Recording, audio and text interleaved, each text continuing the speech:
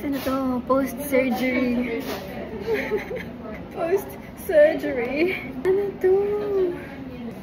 Hindi pa ako makain. Tapos nandiyan na yung prof ko for the afternoon. Tapos may patient ako ngayong afternoon.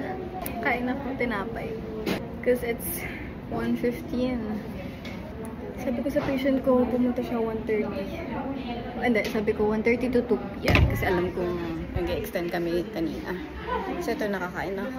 Ayan na naman, inabot na naman ako ng 2 oras. Kakaligpit. Sobrang daming gamit kasi for today. Nag-surgery ako sa umaga at NSRP sa hapon. Literally from 8 to 5. 10 minutes lang ako kumain. Wala talaga eh. As a dentistry student, ang dami talagang gamit. Magpapack up ka sa may chair. Tapos ilalabas mo yung gamit mo. Huhugasan mo lahat. Tapos ikakategorize mo pa. Tapos ilalagay pa yun sa sarili-sariling stereo pouches. Ayoko din iuwi sa bahay. Okay, kakatapos ko lang guys. It's already 7:40 p.m. And ako na lang mag-isa. Again. Grabe kasi yung ginawa ko today, crown lengthening. Crown lengthening and NSRP instrumentation.